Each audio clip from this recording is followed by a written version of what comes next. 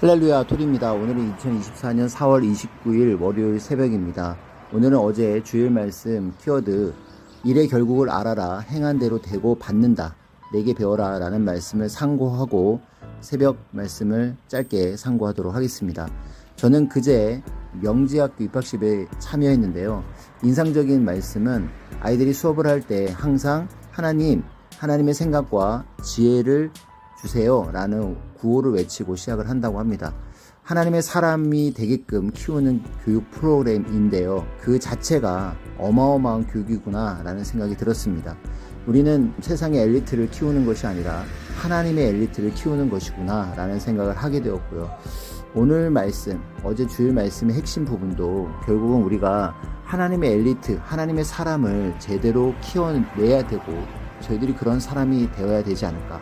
그리고 하나님의 지혜와 생각을 받아서 살아가는 정말 중심이 꽉 잡힌 인생이 되어야 하지 않을까라는 생각을 하게 되었습니다. 어제 서두 말씀에 하나님의 법을 벗어나면 탈선한다는 말씀이 있었습니다. 외주를 타고 가는 자나 레일을 타고 달리는 열차나 도로를 타고 달리는 차들이나 항공로를 타고 날아가는 비행기나 인생길을 가는 자들 모두 선을 벗어나면 탈선된다 라는 말씀을 하시면서 탈선된 사람에 대한 말씀을 하시고 결국은 심판하신다는 이야기를 하셨습니다.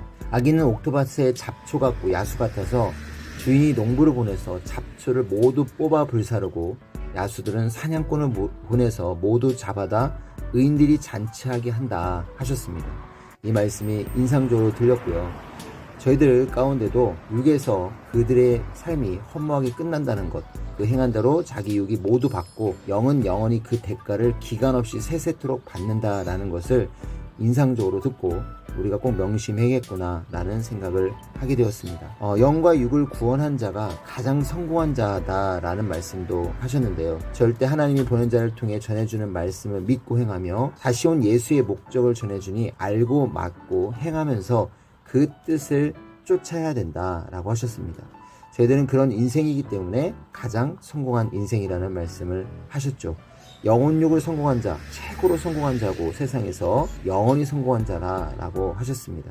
그러나 가만히 있어서는 안 되고 온전하게 살아야 더 온전해진다라고 하셨습니다. 하나님의 창조 목적대로 살아야 성공한 인생이라고 할 수 있는데요. 하나님은 말씀하십니다. 나 하나님 말한다. 사람이 아무리 좋은 환경에 살아도 의미 없이 목적도 없이 산다면 짐승같이 살다 죽는 것이다.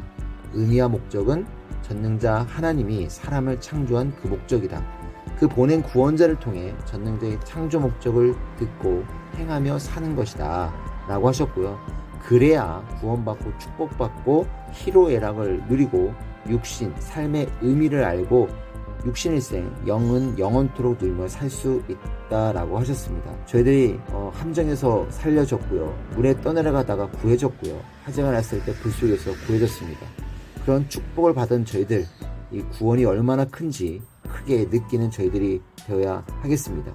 그것은 말 그대로 수백 년을 더 살게 된 비결이고요. 또 수만 배, 수백만 배의 인생의 성공을 이곳에서 하게 되었다는 것을 꼭 기억을 해야겠다는 생각이 들었습니다. 그런데 이렇게 귀한 역사를 만났지만 우리가 하나님과 예수님께 제대로 배우고 있는지 한번 돌아보게 됩니다.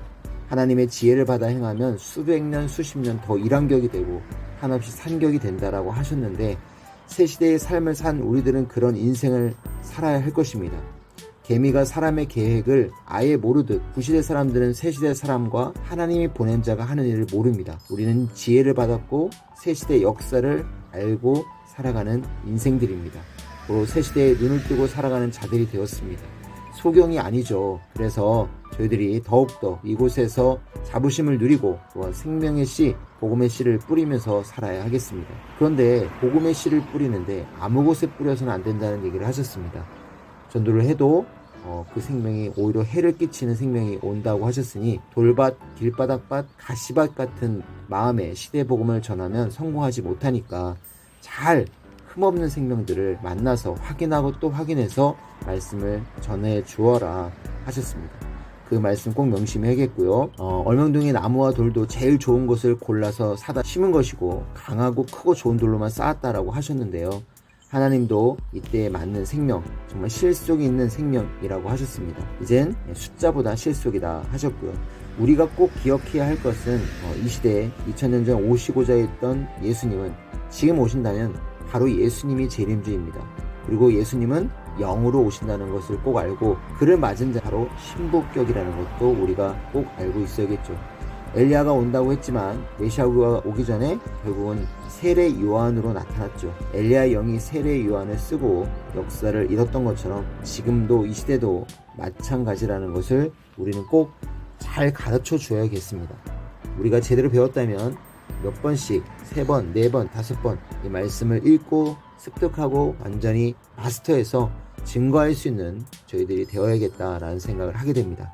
여러분 말씀을 통해서 모든 분들이 또 그런 신앙의 주인공들이 되었으면 좋겠습니다. 새벽 말씀은 한 잠언이 가장 기억에 남습니다. 신앙의 산자들은 자기를 위해서, 선지자의 생명들을 위해서 매일 기도를 해줘라. 그래야 생명에서 잊지 않고 생명을 살피게 된다 했습니다. 오늘부터 핵폭탄 70일 기도가 시작되는데요. 저희들이 기도하지 않으면 어느 순간 급물살에 처한 삶이 될 수밖에 없고 홍수에 휩쓸려 갈 수밖에 없고요. 위험에 처할 수밖에 없다고 하셨습니다. 고로 늘 기도하며 또 생명을 관리해주는 저희들이 되어야겠습니다. 자, 오늘도 이 귀한 말씀 또 듣고 또 상고하면서 여러분 승리하는 하루가 되셨으면 좋겠습니다. 여러분 인사드릴게요. 하나님, 성령, 성자, 예수님 감사합니다. 여러분 오늘도 화이팅 하십시오. 안녕.